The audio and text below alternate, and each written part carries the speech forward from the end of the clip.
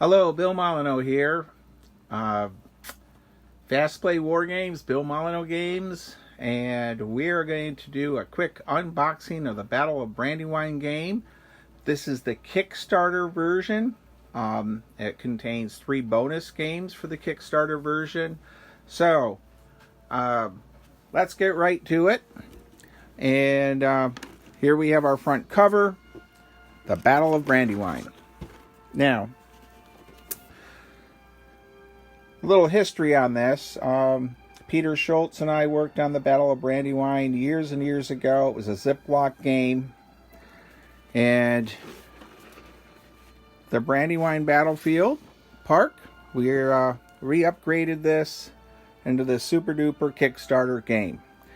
Now, this is made for moms and dads and their children at the gift shop at historic sites, but yet we have enough to it that regular wargamers also will enjoy this game. But let's go through the box. We have our 2 dice. We have our Continental Blue and our British Red. Place card placard, front and back.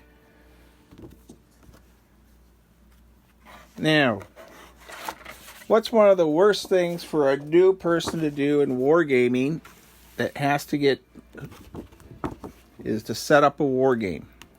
So here's our map of the Battle of Brandywine. Wow. Some of you people that have played older Avalon Hill war games remember the massive charts you'd set the counters up on. Well, what I've done is, rather have a listing in the booklet, we have a duplicate map. They're identical. And this map lists where all the counters go. So mom and dad, if you can help your 12-year-old, and all you do is place the counters map to map. How easy is that? And same size and everything. So I think that's quite unique. And I even believe older wargamers will find that a lot easier in their setup process. Now, we have our instruction rule book. And it's in a very large font. It's intentionally written in sentence form.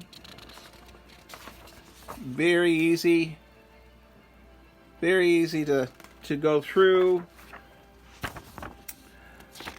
And again, there are some optional rules and extra ways you can play the game as far as the setup. Now, should only take 15 to 20 minutes to get through this instruction booklet. Wow. Here's our counters. Red, of course, for British, our Hessians. Here we have our militia. And the 5-6 number for this line infantry is you roll a 5 or a 6 on a d6 and you score a hit. Movement is 1 hex.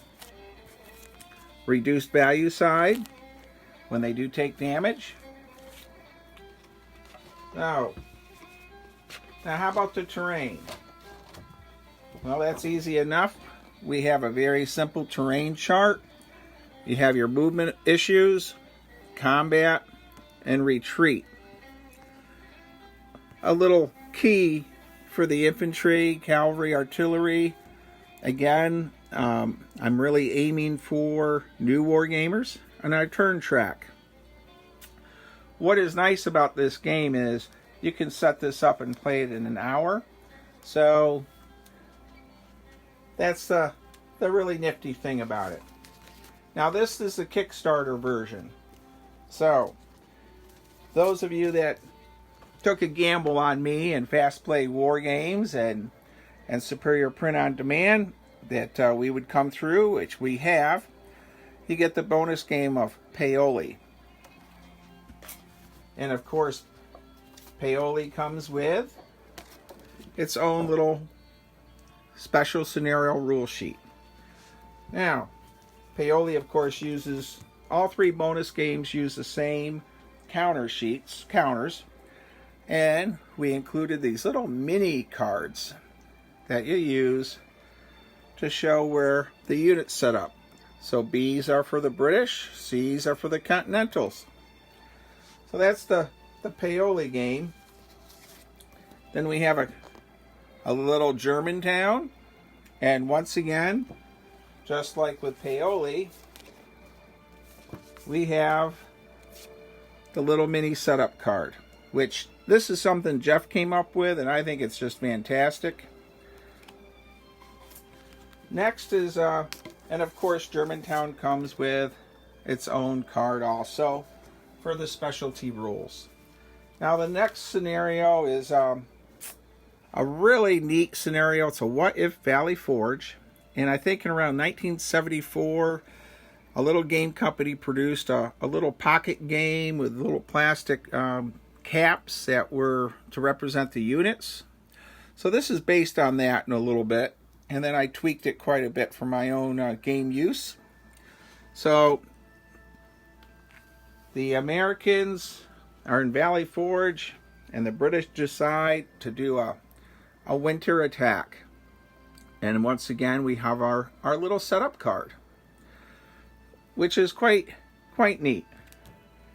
And the Valley Forge card. So there's enough here that the regular wargamer can have a nice afternoon, evening game, and yet it's simple enough that to help teach both the Battle of Brandywine and to help moms and dads have game night with their kids. So that's my little unboxing. There's a shout out for a ton of people out there.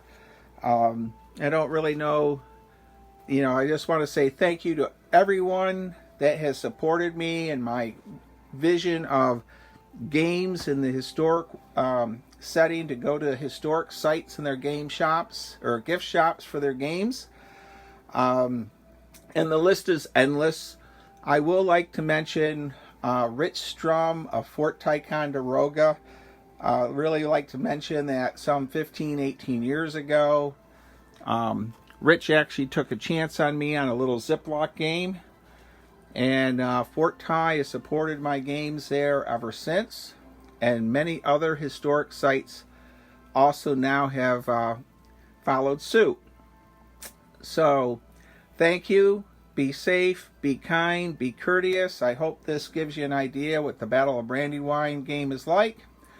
And I'll be posting the French Indian War Volume 1 and Volume 2 videos soon. Thank you and have a good day.